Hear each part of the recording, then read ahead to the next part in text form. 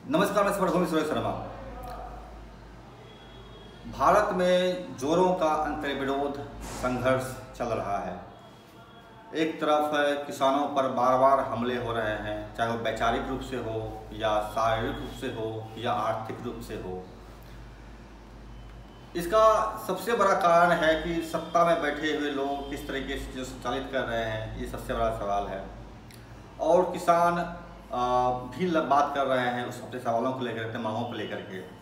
सत्ता का कहना है, जैसा मोदी जी ने कहा था, वो किसानों को समझा नहीं पा रहे हैं, तपस्या में कुछ कमी रह गई होगी। किसान क्या सोचते हैं, उन बातों पर क्या कर रहे हैं, लगातार आंदोलन में भी कर रहे हैं, सवाल उठा भी रहे हैं। मेरे साथ हैं खेत मजदूर यूनियन के नेता दिवाकर जी। हाँ, दिवाकर जी। इनसे हम जानना चाहेंगे कि आखिर किस तरीके से चीज़ें चल रही है, जब लगातार किसानों को आतंकवादी, क्रिमिनल, चोर बताया जा रहा है। महत्वपूर्ण तथ्य इसमें यह है कि भारत कृषि प्रधान देश है और यहाँ की 70% आबादी जो है कृषि कार्य पर निर्भर करती है, किसी न किसी रूप में किसानी खेती से जुड़े हुए। तो हम सीधे इनसे बात करते हैं, जानने की कोशिश करते हैं कि सरकार क्या सोचती है और आप क्या सोचते हैं।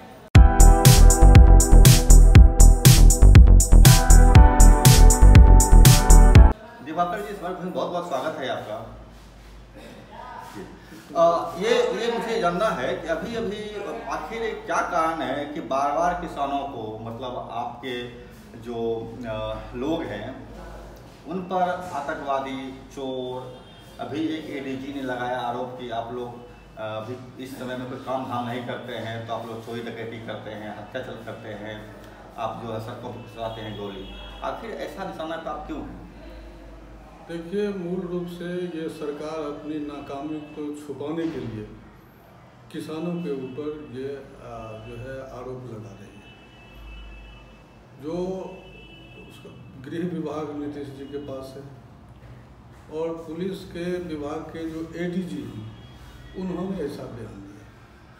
हम आपसे पूछना चाहते हैं कि अभी जो मेदांता हॉस्पिटल चंदन मिश्रा की जो हत्या हुई, क्या किसानों ने किया?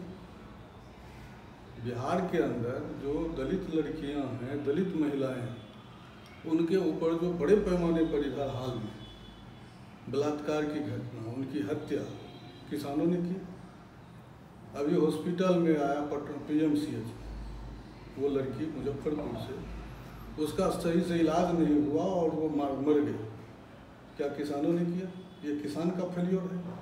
तो सरकार अपने कमजोरी को, अपने फेल्योरनेस को छुपाने के लिए यह आरोप लगा रही है। सीधी सी बात है।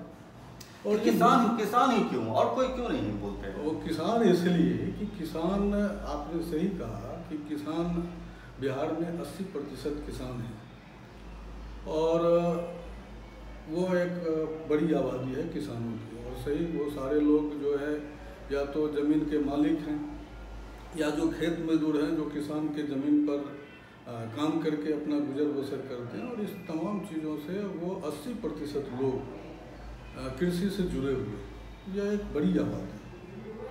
तो ये सीधी सी बात है कि उसमें किसानों को इन्होंने टारगेट किया है कि अभी जो आपने देखा कि दिल्ली के अंदर जो किसान 13 महीने तक, जो पूरे देश के किसानों ने और ख़ास करके दिल्ली के इर्द गिर्द के जो राज्य हैं, वहाँ के किसानों ने जो आंदोलन किया और 3 जो है गैर कानूनी जो कृषि कानून था, उसको जो मोदी जी कहते थे कि मोदी है तो मुमकिन है, मोदी कभी अपने फैसले से वापस नहीं लेते हैं, तो उस मोदी को मजबूर किया किसानों ने कि वो फैसले को, गैर कानूनी फैसले को, गलत फैसले को, किसान विरोधी फैसले को वापस लें। और आज भी बिहार में भी, क्योंकि बिहार का किसान सबसे ज़्यादा अभावग्रस्त है, यहाँ के जो किसान पैदावार करते हैं वो बिचौलिया लूट लेता है, यहाँ MSP उसको नहीं मिलता है, यहाँ जो है उसके लिए मार्केट नहीं है, दलाल उसका जो है उपज लूट के ले जाता है औने पौने दाम पर। खेत मजदूरों को तो अब किसान ही बदहाल है तो खेत मजदूरों को मजदूरी कहाँ से मिलेगा?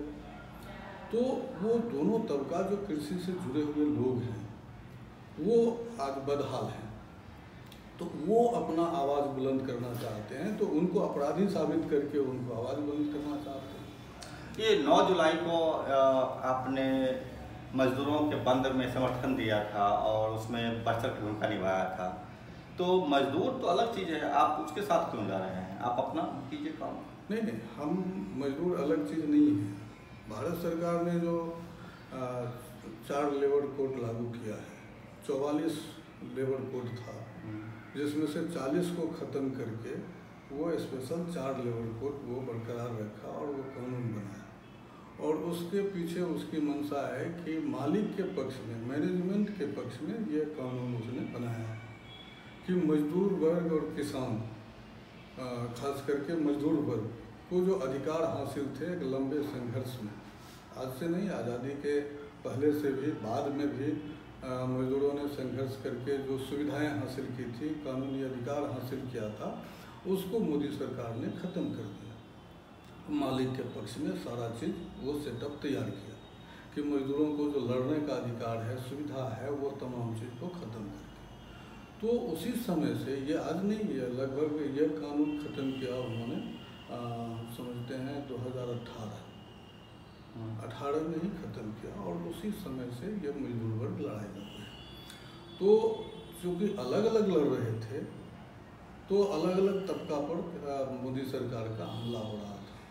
किसान आंदोलन जब शुरू हुआ तो किसान आंदोलन में मजदूर वर्ग भी साथ आया, ट्रेड यूनियन भी साथ आया। ट्रेड यूनियन क्यों साथ आया? ट्रेड यूनियन इसलिए साथ आया कि वो जो 3 कृषि कानून थे उसमें जो MSP तो किसान को मिलना है, लेकिन जो मजदूर वर्ग हैं, जो फैक्ट्री में काम करते हैं, ऑफिसेज में काम करते हैं, वो गांव में किसान हैं, तो वो वहाँ से प्रभावित हो रहे हैं निश्चित रूप से। दूसरा, जो किसान को अलग, जो लोगों को बांट करके जो हमले कर रहे थे, तो उसमें एक समझ बनी कि हमको एकजुट आंदोलन इस सरकार के खिलाफ करना होगा, तभी हम इस सरकार को अपनी अपनी हकों का हिफाजत कर सकेंगे। तो इसलिए किसान आंदोलन में साथ में ट्रेड यूनियन भी साथ में आया, किसान भी साथ तो लड़ ही रहे थे और वो भी साथ आया। और उसी समय से उसमें खेत मजदूर तो सबसे ज़्यादा प्रभावित है। खेत मजदूर इसलिए प्रभावित है कि सरकार जब किसानों को MSP नहीं देगा, उसका अनाज ले जाएगा पूंजीपति वर्ग कॉरपोरेट खरीद करके, तो सरकार के पास खाद्य सुरक्षा में अनाज देने के लिए अनाज कहाँ से आएगा? मार्केट को कंट्रोल करने के लिए सरकार के पास अनाज नहीं रहेगा, तब तो वो महंगाई बढ़ेगी, पूंजीपति वर्ग लूटेगा। तो सरकार के पास जो स्टॉक में अनाज रहेगा, सरकार खरीद करेगी, तभी तो मार्केट का अगर हाई हो रहा है तो मार्केट में उसको भेजेगा, तो मार्केट को कंट्रोल रखेगा वस्तु को। तो ये आवश्यक वस्तु अधिनियम जो था उसको सरकार ने ख़त्म कर दिया था उसमें, तो वो था। और एक तरह से खाद्य सुरक्षा ये भी ख़त्म था। तो किसानों, खेत मजदूरों ने देखा कि वो सबसे ज़्यादा तो हमला हम पर हो रहा है, ये किसान 3 कृषि कानून के वजह से। तो इसलिए वो साथ होकर के सब लोग आंदोलन किए। और आज भी इस लेबर कोड का भी असर, जो मालिक के पक्ष में जो कानून बना है, तो खेत मजदूर प्रभावित तो निश्चित रूप से हो रहा है। तो आप एक चीज़ बोलना चाह रहे हैं कि इसे, क्योंकि जब आप आंदोलन कर रहे थे तो मजदूरों ने साथ दिया आपका, तो आज जब मजदूर लड़ रहे हैं तो आप बदला चुका रहे हैं उसका? नहीं, बदला नहीं, हम एक दूसरे से जुड़े हुए हैं। हमने आपको बताया कि जो फैक्ट्री के मजदूर हैं वो गांव में किसान हैं, उनके पास ज़मीन है, गांव में किसान है। हम ये जो लेबर कोड है वो सिर्फ और सिर्फ उन्हीं कारखाने के मजदूर और जो सेवा में काम कर रहे हैं, ऑफिसेज में काम करें, उन्हीं मजदूरों पर ये लागू नहीं होता है। हम जो खेत मजदूर हैं उस पर भी ये कानून लागू होता है। अच्छा, इसीलिए साथ लड़ रहे हैं। तो हम अच्छा, लोगों को तो उसमें साथ होना है। अच्छा, मेरा एक सवाल रहेगा कि ये मोदी जी जब 1 साल से चला था आंदोलन, ऑफिस में कहे थे कि हमारे तपस्या में कुछ कमी रह गई है जिस कारण कि किसान लोग दुखी हो गए, उन्होंने वापस ले लिया। अब भी तो की है आप, मोदी जी क्या क्या तपस्या करें आपके लिए जो आप खुश हो जाएंगे? मोदी जी जो किसान आंदोलन के साथ जो समझौता किया था कि जो 55,000 केस हैं किसानों पर, जो 13 महीने में उन पर लादा गया अब फर्जी तरीके से, उसको उन्होंने वादा किया था कि हम इसको वापस लेंगे। दूसरा उन्होंने वादा किया था कि जो 750 किसान जो मारे गए हैं इस आंदोलन में, उनको हम मुआवजा देंगे और 1 साल के अंदर अंदर हम किसानों को MSP देंगे, न्यूनतम समर्थन मूल्य का कानून बनाएंगे और वो देंगे। MSP का मतलब वो नहीं है जो हर साल मोदी जी घोषणा करते हैं। MSP का मतलब है जो स्वामीनाथन आयोग ने जो रिपोर्ट दिया है कि A+2, यानी वो सिर्फ और सिर्फ किसानों के लागत का जो 1.5 गुना है, उसमें किसानों का जो श्रम है, किसान जो अपना श्रम करता है उसको उसमें ऐड नहीं करते। वो सिर्फ और सिर्फ खाद, बीज और ये जो है उस लागत जो पूंजी लगता है पानी उसका 1.5 गुना वो जोड़ते हैं। तो 1.5 गुना का मतलब है किसान श्रम करता है, उसका जमीन है, फिर जो है उसका लगान देता है सरकार को किसान, फिर जो है आपको मजदूर लगता है, खाद लगता है, पानी लगता है, बीज लगता है। तो इन तमाम चीज़ों को जोड़ करके जो लागत हुआ उसका 1.5 गुना चाहिए। तो वो MSP बिहार में, देश में लागू नहीं है। बिहार लागू है? बिहार में तो और पहले से लागू नहीं है। बिहार में तो नीतीश जी ने 2006 में ही आपको बाजार समिति को बंद कर दिया। तो ये तो मोदी जी से और आगे, एक कदम और आगे नीतीश जी। बिल्कुल। एक सवाल रहेगा मेरा, ये 2-3 मामले बताया आपने, ये आपको 55,000 केस हुए हैं उसको वापस ले ले, और सब्सिडी हुआ है उसको दे दें, और मंडी वाला सिस्टम का व्यवस्था। मेरा एक सवाल रहेगा कि अभी लगातार चुनाव आयोग कह रही है कि बिहार में जो है घुसपैठिया घुस गया है, जो कि यहाँ के लोगों का रोजगार, कृषि या जो भी लाभ मिलता है वो कट जाता है। इसमें कि म्यांमार से लोग आते हैं, बर्मा से लोग आते हैं, बांग्लादेश से लोग आते हैं। तो ये लोग आपका हक मार रहे हैं, ये लोग आपका हक छीन रहे हैं। तो आप लोग बांग्लादेशी जो घुसपैठिया आ रहे हैं या म्यांमार से आ रहे हैं, नेपाली आ रहे हैं, उससे क्यों नहीं लड़ते हैं? मोदी जी किससे क्यों लड़ रहे हैं? एक बात बताइए, BSF मोदी जी का है, 2014 से मोदी जी की सरकार है, और मोदी जी बार बार जब चुनाव आता है, असम में चुनाव आता है वही हाल, महाराष्ट्र में आता है वही हाल, दिल्ली में आता है वही हाल, झारखंड में आता है वही हाल। जहाँ जहाँ चुनाव आता है तो मोदी जी को बांग्लादेशी, म्यांमार और दूसरे राज्यों का वो घुसपैठिया नजर आता है। चुनाव खत्म हो जाता है, सारा घुसपैठ खत्म हो जाता है। ये बात को मालूम है। चुनाव आएगा, जहाँ चुनाव आएगा वहाँ घुसपैठिया नजर आएगा। अभी आपने क्या देखा बिहार में दिया कि 35 लाख लोगों का नाम छटेगा। नहीं, 70 लाख लोगों का नाम है। मान लिया 35-36 लाख की बात सुना था, 70 लाख लोगों का नाम छटेगा। कैसे पूछ गया कि ये 70 लाख बांग्लादेशी हैं और म्यांमार के हैं? कैसे समझ गया? आखिर वो कहीं जांच करेगा ना। हाँ, इसलिए तो चुनाव आयोग ने तो कहाँ जांच किया? चुनाव आयोग का क्या रिपोर्ट है? कोई रिपोर्ट नहीं है। ये सूत्रों के हवाले से जो आ रही है बात, अखबार वाले जो लिख रहे हैं, न्यूज में जो दे रहे हैं, चुनाव आयोग कहाँ दे रहा है?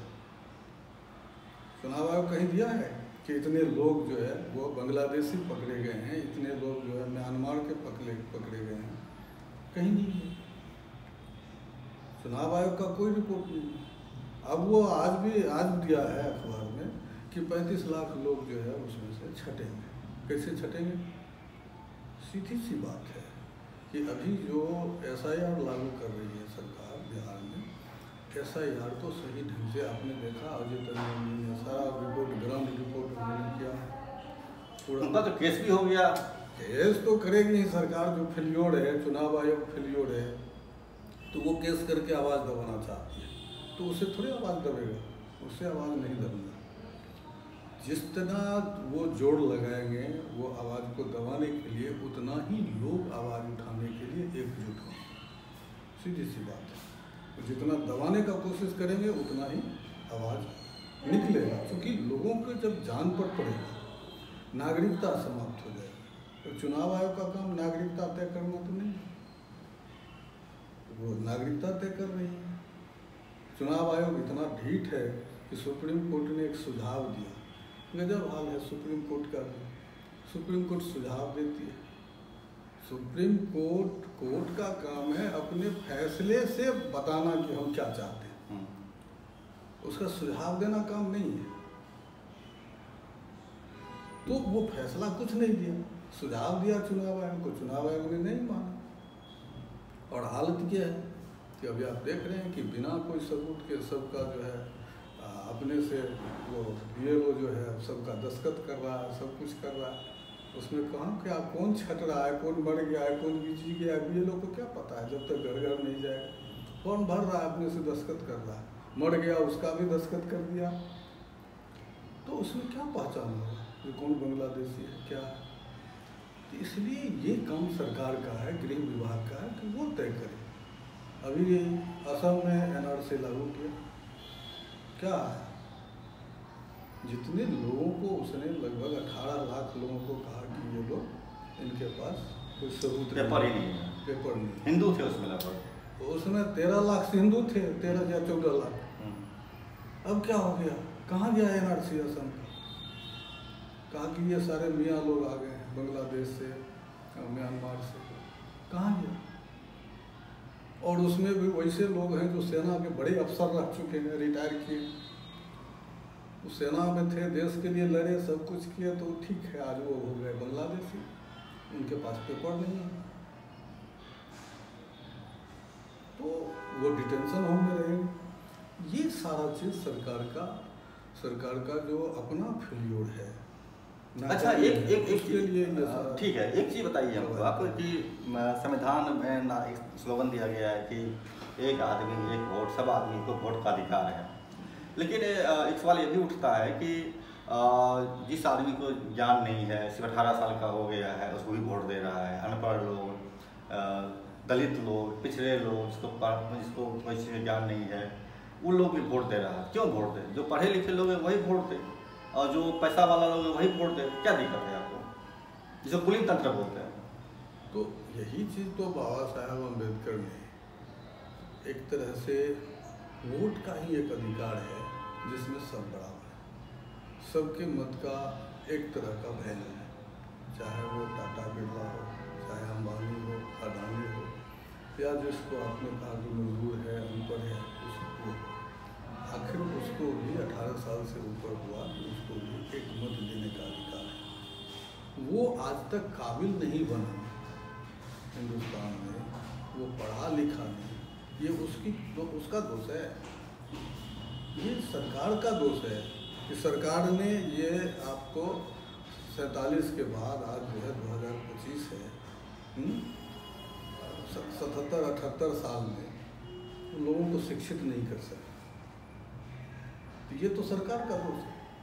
ये शिक्षा देना किसकी जिम्मेदारी है? यहाँ तो कानून बन गया कि 6 से 14 साल के बच्चे को अनिवार्य शिक्षा देनी है, कानून तो बन गया, लेकिन वो लागू कहाँ हो रहा है? कहीं लागू हो रहा है क्या? तो आज भी बिहार में वो साक्षरता दर 65% है, 65 से 70% है। आज 30% लोग आज भी अनपढ़ हैं। उसमें भी अभी इसमें जो मांग रहा है सर्टिफिकेट, कितने लोग मैट्रिक पास हैं?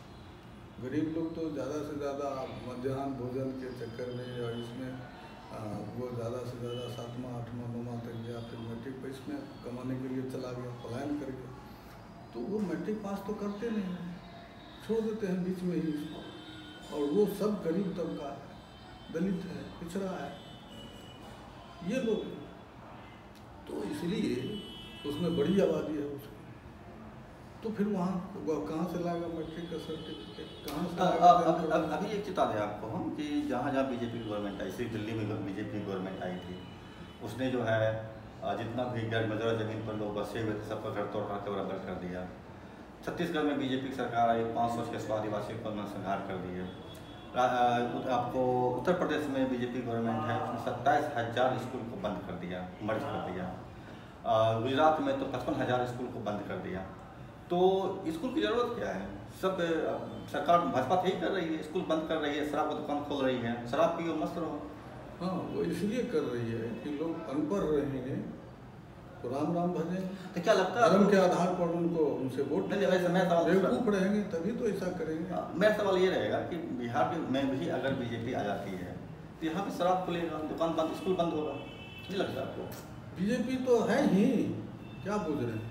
नीतीश जी के साथ बीजेपी है ना 20 साल से, और बिहार में भी आपको लगभग 700 से ऊपर स्कूल बंद हुआ। बिहार में भी तो बंद हुए हैं इस नाम पर कि उसमें बच्चे नहीं। बच्चे क्यों नहीं हैं?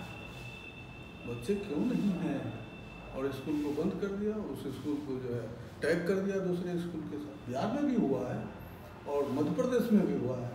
सही बात है कि भाजपा शासित राज्यों में सभी जगह हुआ है और बिहार में भी हुआ है। बिहार में थोड़ा कम हुआ है लेकिन यहाँ भी हुआ। आपको सीमांचल के इलाके में बड़े पैमाने पर स्कूल बंद हुए। बीजेपी का कहना है कि गरीब लोग पढ़ के क्या करेगा, अमीर लोग खाली पढ़े। हाँ, वो तो है ही। वो अभी आपका उसका जो नई शिक्षा नीति है 2020, उस नई शिक्षा नीति में एक तरह से गरीबों के बच्चों को शिक्षा से वंचित करने का ही वो नीति है। इसीलिए उस नई शिक्षा नीति का जो विरोध होगा, इसीलिए होगा कि लोग जब बेवकूफ़ रहेंगे तभी तो उनको बड़गलाने में बनेगा। धर्म के आधार पर, जाति के आधार पर उसको ठगने में बनेगा।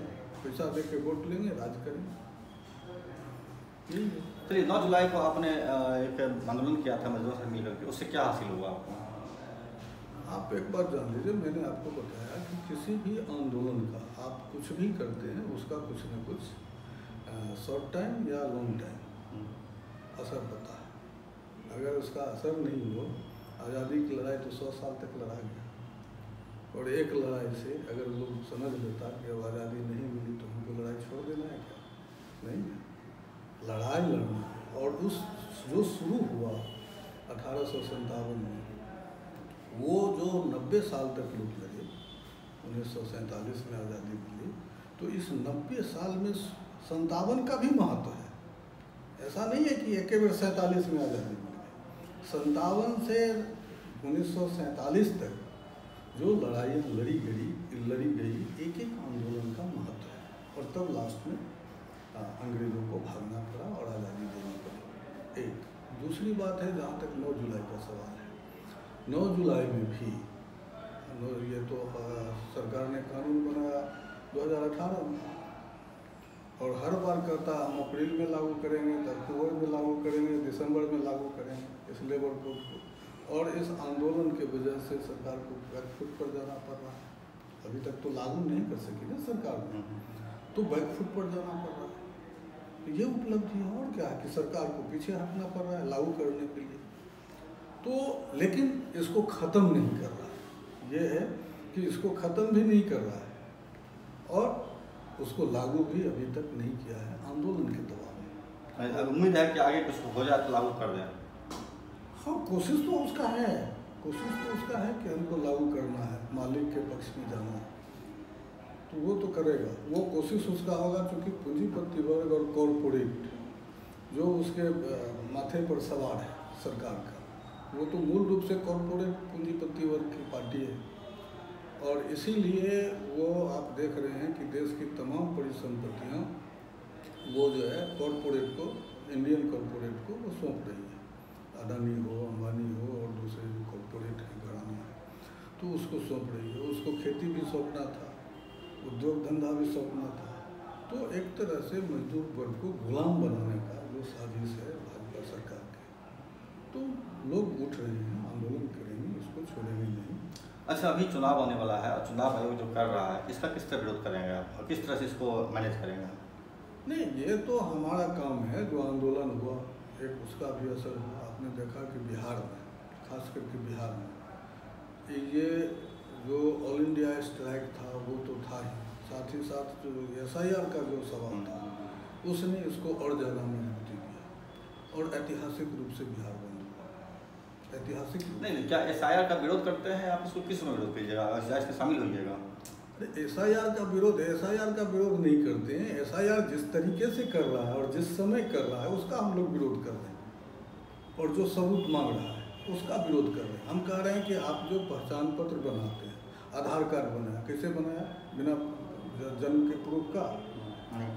जन्म का प्रूफ है तब आपने आधार कार्ड बनाया। उसके बाद आपने फ़ोटो लिया, फ़ोटो ही नहीं लिया, आँख का पुतली, 10 उंगली का, ये सारा चीज़ लिया, तो इससे बड़ा पहचान क्या होगा? सारे चीज़ों में आप आधार कार्ड खोज रहे हैं कि बिना आधार का ना बैंक अकाउंट खुलेगा, ना पोस्ट ऑफिस में अकाउंट खुलेगा, ना मोबाइल में सिम कार्ड मिलेगा, माने कोई खास सुरक्षा का ये है वो आधार से जुड़ा, ना कहीं ठहरने को मिलेगा, होटल में ठहरने को मिलेगा। ये तमाम जगह आधार कार्ड चाहिए और इसमें आधार कार्ड नहीं है। तो ये क्या है? आप वोटर लिस्ट बना रहे हैं, वोटर लिस्ट जांच कर रहे हैं, ठीक है, जांच कीजिए। आधार कार्ड नहीं है, पहचान पत्र किसने बनाया? सरकार ने बनाया। पहचान पत्र का वैल्यू नहीं है।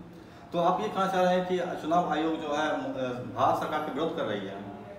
चुनाव आयोग भारत सरकार का विरोध नहीं कर रही है। चुनाव आयोग भारत सरकार के जो साजिश है उसको लागू कर रही है। नहीं, भारत सरकार ने आधार कार्ड को सर्वमान्य बनाया, सब कुछ डॉक्यूमेंट बनाया किया उसको, और चुनाव आयोग आधार कार्ड को नहीं मानता है। तो क्या नहीं लगता है कि चुनाव आयोग भारत सरकार का विरोध कर रही है?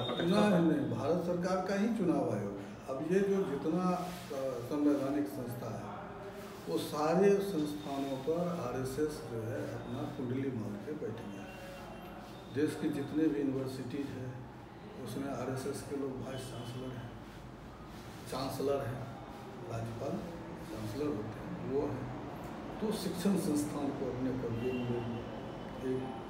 उसके बाद जितना भी आपको CBI है, ED है, चुनाव आयोग है, SEBI है, ये जो भी संस्थान है वो जिनको स्वतंत्र रूप से अपना सरकार के लिए, देश के लिए काम करना है, उनका जो पिछले दिनों का जो रवैया रहा है, जो काम रहा है, वो आप लोग भी देख रहे हैं कि वो सीधी मोदी सरकार के इशारे पर सारा काम कर रहे हैं। ये चुनाव आयोग भी मोदी सरकार के इशारे पर काम कर रहे हैं। इनको लोगों को छांटना है, खास करके अल्पसंख्यकों को, गरीबों को छांटना है। तो उसके लिए इनको बहाना चाहिए। इनको बड़े लोग, उच्च जाति के लोग, जो तथाकथित इनके वोटर हैं अभी, तो हालांकि हमला उस पर भी हो रहा है, ऐसा नहीं है कि उस पर नहीं हो रहा, उस पर भी होगा। जो सबूत देना है उनके पास भी सारा सबूत नहीं है। महिलाओं को मैके से जन्म प्रमाण पत्र बनवाना, जिसका माता पिता मर गया, कौन सर्टिफाई करेगा उसको? जन्म प्रमाण पत्र बनाने के लिए कौन आवेदन करेगा? कौन उसके आवेदन को सर्टिफाई करेगा? नहीं बनेगा। तो वो तो उसके परिवार के साथ भी ये सवाल है। तो हमारे कहने का मतलब है कि ये तमाम जो कवायद चल रहा है ये फिजूल का कवायद है। वो कहीं कोई SIR का मतलब, आज तक SIR हुआ है ना? आज तक तो ऐसा नहीं था। अफरा तफरी कभी हुआ है क्या आज़ादी के बाद? इसी बार क्या है? तो इसी बार उसका मतलब है कि जो महाराष्ट्र में, हरियाणा में, दिल्ली में जो फर्जी वोटर फर्जी वोट करके उसमें डाल करके मतदाता सूची में और फर्जी वोट जो कराया गया, तो वो जो बात आउट हुआ और उसमें जो लोग चुनाव आयोग के पास सुप्रीम कोर्ट में गए और सारे जगह जो विरोध हुआ, तो बिहार में एक नया प्रयोग शुरू कर दिया कि यहाँ वोटरे को हटा देना, वहाँ वोटर जोड़ दिया, यहाँ वोटरे को छांट रहा है। तो ये साजिश है उसकी। तो इस साजिश के खिलाफ में आम जनता को उठ खड़ा होना पड़ेगा और समझना पड़ेगा इस पूरे परिप्रेक्ष्य में जो सरकार की मंशा क्या है। और इस सरकार की मंशा है हर हाल में हमको सत्ता पर काबिज रहना है और कॉरपोरेट के लिए काम करना है। तो इसका आप क्या करेंगे? नहीं, ये करने का क्या, हम लोगों के हाथ में, जनता के हाथ में क्या है? जनता के हाथ में तो लड़ाई लड़ना है ना। तो देखिए अब सुप्रीम कोर्ट का क्या डिसीजन आता है 28 तारीख को। मैंने वेट एंड वॉच की स्थिति में 28 तारीख क्या होता है? हाँ, वो जो भी सुप्रीम कोर्ट का फैसला होगा उसमें देखेंगे कि अभी तो सुप्रीम कोर्ट पर भी अब क्या कहें, अब तो जनता का धीरे धीरे भरोसा उठ रहा है आम जनता का, कि वो भी उस पर भी सरकार जो है किस तरीके से उसको भी अपनी गिरफ्त में ले लिया है।